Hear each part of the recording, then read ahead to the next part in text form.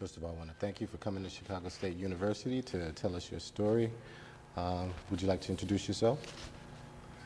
My name is Henry T. Hervey.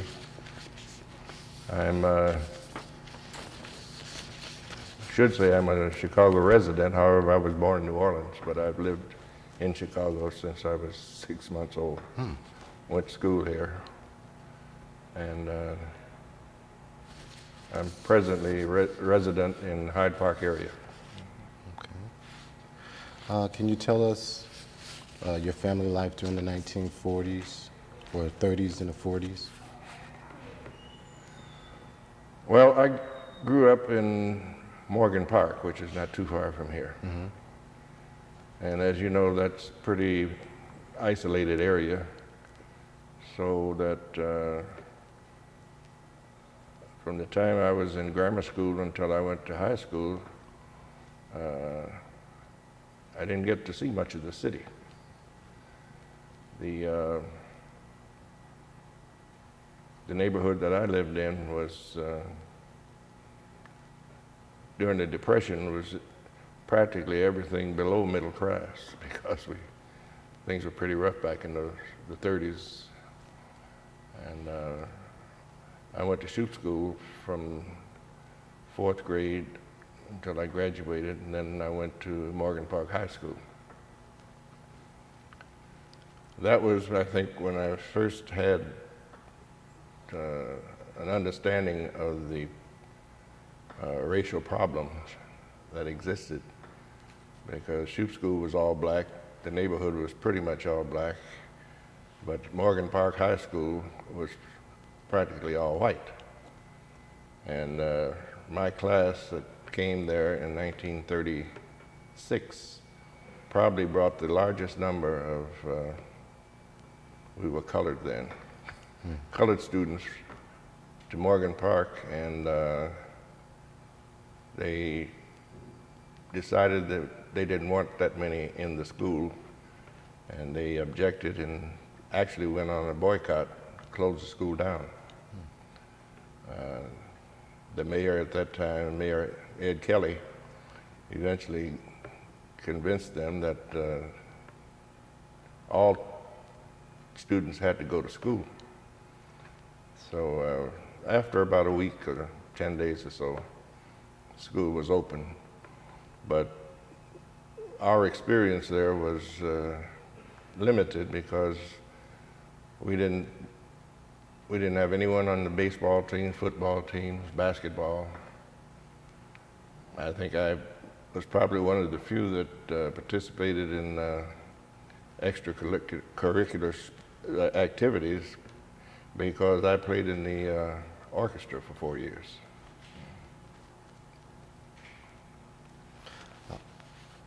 Well, how did this affect your family when the school was shut down because of the black Well, scandal? naturally they were upset, but as I said, it lasted just a short time, and my parents were very determined that my sister and my brother and I were going to school, and they participated in whatever organizational activities there were to get the school open again.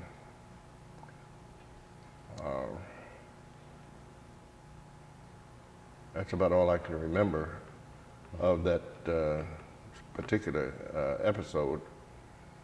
But we had a good relationship in the neighborhood whenever we had to go to the library or any of the businesses, post office, we never had any problems. How did you become part of the military? Well, I was at the swimming pool at Ada Park, and one of the lifeguards gave me a list of books and asked me to go to the library and pick them up for him. And as I looked through them, they were all on airplanes and airplane mechanics and so forth. And when I got back and gave them to him, he said, now if you can get out to Harlem Airport, he said, I'm a flight instructor out there. He said, I'll be happy to give you a ride. Well, a friend of mine and I got on our bicycles and we pedaled out from 111th and Ashland to 87th in Harlem one Sunday morning. And that's when I found out that there was a government program, the civilian pilot training program, in progress, and it was being, the school had gotten a contract at Harlem to train black pilots. And there were other black colleges in the program, but they were all in the South, and they were connected with some university. But the Coffee School of Aeronautics, which was run by Cornelius Coffee and Willa Brown, they had gotten a contract to be a civilian trainer. So I got into the program and learned to fly the Cub airplane and got a pilot's license. After we finished the primary stage, we were waiting to go into the larger plane, the Waco, and they told us that if we wanted to progress stay in the program, we'd have to take the Air Corps exam. So about 15 of us went down and took the exam. We were the only blacks in the project of about maybe 400 or 500 other young men that wanted to try to get into the Air Corps. We passed the program and were told then that there was no place for us to go to be trained by the military except Tuskegee in Alabama. So that we had to wait until they had room enough for us to come down and participate in the program. Was that the first time you heard of Tuskegee, or were there? I had heard of it. I knew that it existed, but I did not know that this was right after Pearl Harbor. So I wasn't too familiar at that time with anything that was military. But if that was the only way to go, then that was the way I wanted to go. So what were you trained to be in the military? I went through the Air Corps flying school, which at that time was training single-engine fighter pilots. And I thought that's what I would eventually become. However, halfway through the training program, they announced that they were starting a twin-engine bomber training program, and they decided on certain members of my class to go into single engines and others to go into twin engine. I never did know how they made the decision as to who went where. We did know there were some fellows who were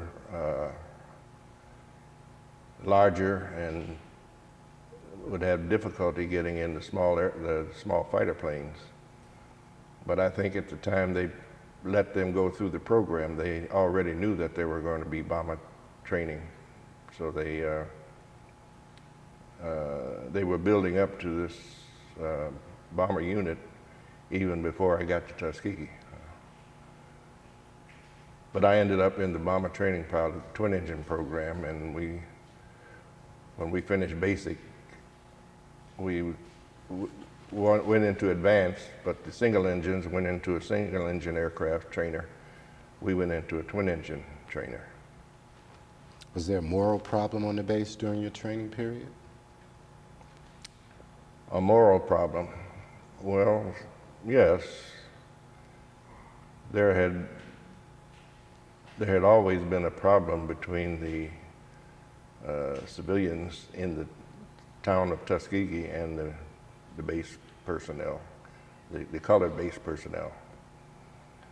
On the base, we had some disagreements, but I wasn't there long enough to determine, where those disagreements were. I can say that the instructors that we had were all white, but basically they gave us the best training that we could get.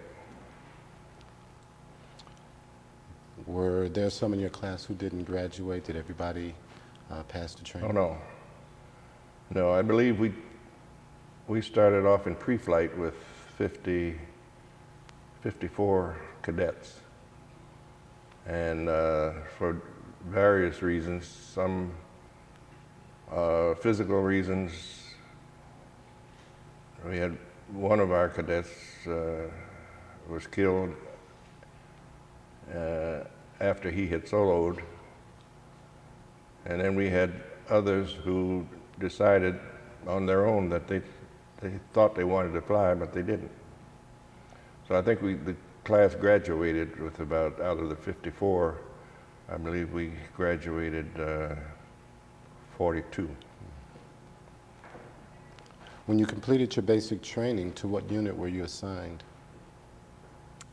Okay, we finished our training at Tuskegee, and we were sent to a B-25 transition school in Matherfield, California, just outside of Sacramento.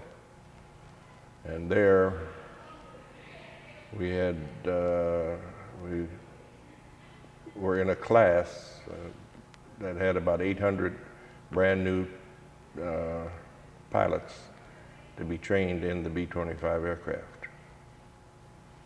How were you treated by the officers and the other cadets at that time?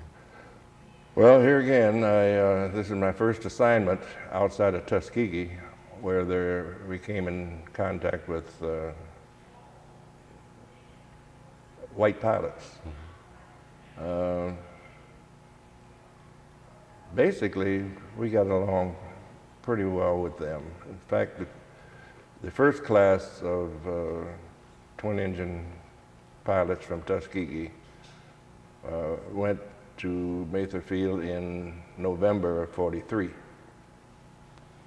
And I was with the second class, the group that went in December of '43. And each month there was another group that went to this combat training unit. The first black pilots that arrived came evidently as a shock to the base commander, because someone told the group that they didn't know what to do with them. So I think the senior officer in that first group was a captain. He called, he said, well, better get the base commander. And the base commander said, well, the guy was right. We didn't have any special orders saying that you were colored. And he says, evidently, since you have completed the course and you are qualified pilots and have been assigned for this training, you're part of this group, this class. So he says, just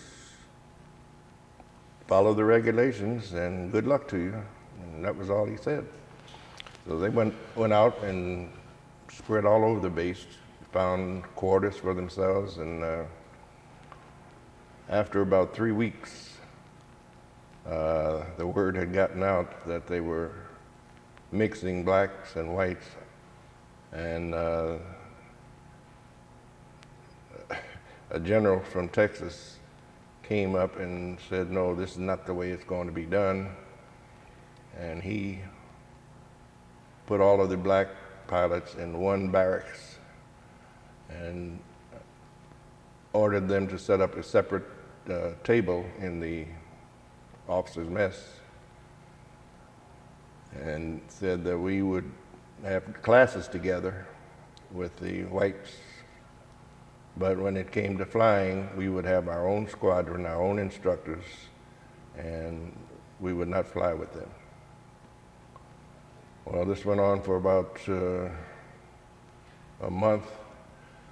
The weather turned bad. It got so bad that we couldn't fly during the day. And the program got behind, so the headquarters decided to move the training from Sacramento, California down to Texas. And all the planes had to be ferried from Mather Field down to the field in Texas. And we did much of the ferrying of the planes down, but then they said, okay, now you fellows go back to Mather Field. And we went back and sat around in class part of the day. And then along about 4 or 5 o'clock in the evening, when the rains would stop, that's when we started flying. And we did all of our flying in night. But when the class had finished and those white boys came back, we had all finished at the same time. But we were the only flying personnel on the base, with the exception of a squadron of white women pilots, ferry pilots. They wouldn't let them go down to Texas either. So we were the only 2 flying units on the base. What was the morale like of the guys at this time? Teed off. Very much so. But as I said, we finished the course on time, and then we were assigned to our first unit, which was the 477 Bomb Group, B-25 group that was headquartered at Selfridge Field, Michigan. Well, when we got to Selfridge Field, Michigan, they had 5 airplanes and about 12 white instructor pilots. And that's where we started from. And we started to build a B-25 group, which is 4 squadrons to a group, 16 planes to a squadron, and 2 crews of 6 men each to each plane. And all we had at that time were pilots, but we had to get co-pilots, navigators, bombardiers, radio gunners, tail gunners. All of these were being trained somewhere else. And after we had been to Detroit, Selfridge Field, about, I'd say maybe 2 months, an incident occurred that brought this same general who had put us in the barracks out in California. He came up to Selfridge Field and made the same pronouncement that the Air Corps wasn't ready to integrate white and black pilots.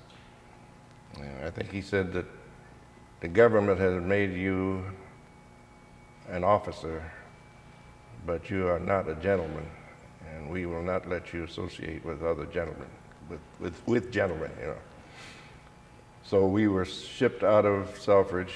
The single-engine fellows were shipped down to Walterboro, South Carolina, and the twin-engine bomber group was sent to Godman Field, which is near Louisville. And that's where we started our training. Were you ever assigned to Freeman Field? Well, as I said, we went to Godman, and as the crews became available, Godman Field wasn't large enough for 4 squadrons. So we kept 2 squadrons at Godman, and 2 went to a field in Indiana, Atterbury. And pretty soon that became difficult to handle, so they moved the unit, both units, groups, to Freeman Field, which was in Indiana. And that field was large enough for all 4 squadrons to operate out of. That's where we had the incident that is written up by one of our fellows as the Freeman Field Mutiny. What was your understanding and opinion about the incident that occurred at Freeman Field?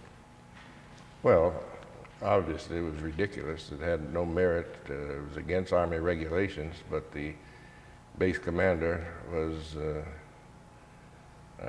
being led by the hierarchy in Washington, and he was the one that instigated this as a way of the incident as a way of continuing the segregation.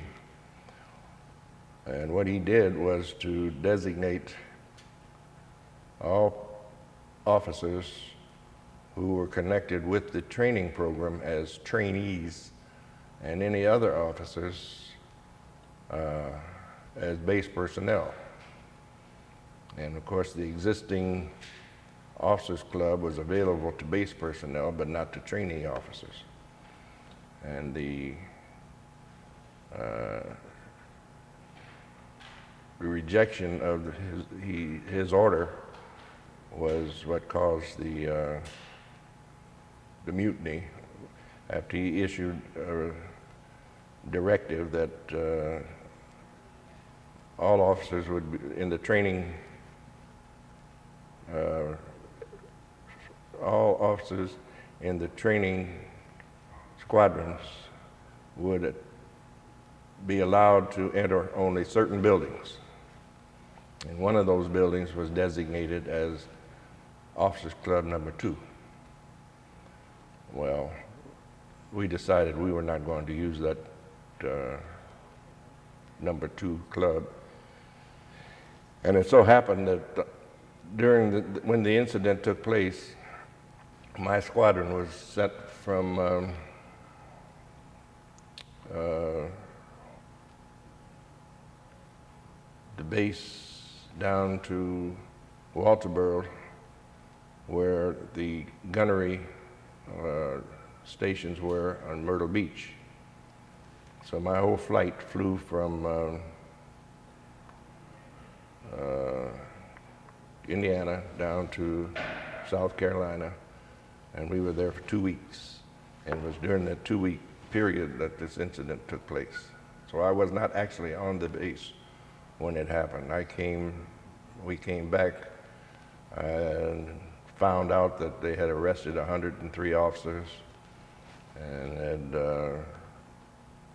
sent them back to Godman Field under arms, and they were confined to quarters, and there was a court-martial pending, and all of those incidental things that had happened while we were away. So we actually, no one in the 616th Squadron was involved in the mutiny. Were those guys kicked out of the military, or? No. No, it was determined that the order was illegal, and they decided that of the 3 that were court-martialed, only 2 of them, one of them received a $150 fine. The other 2 were dismissed. Okay. Did you ever serve overseas? And if yes, what were some of your personal experience or heroic? Well, as I mentioned, by the time we got the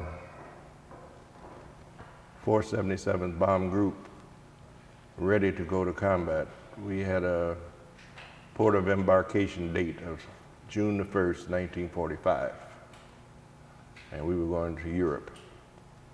But the war in Europe ended in May, so they changed our operation orders from medium bombers to prepare us to go to the Pacific. And since we're not going to be bombing from 15 to 20,000 feet, we didn't need the bomb sight. So they took the bomb sight out of the plane, They took the bombardiers out, or if they were trained as navigators, they stayed in the crew as a navigator.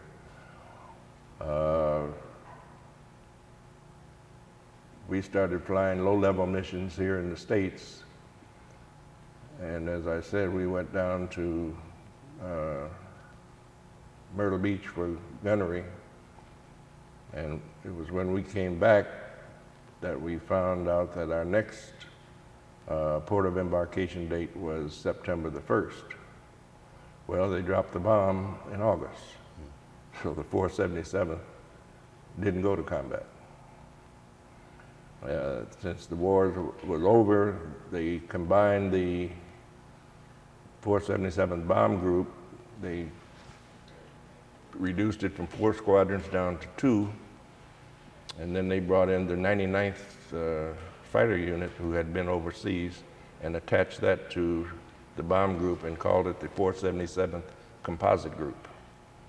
And that's the way it operated for the next, well, after I got out in November of '45. Were there any personal obstacles you had to overcome on the base or anything like that that you can share with us? On the base at Godman Field? Yeah.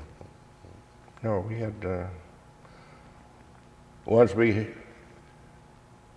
General Davis, Colonel Davis came in from, when the war was over in Italy, he came and took over the bomb group, and all of the white officers were dismissed.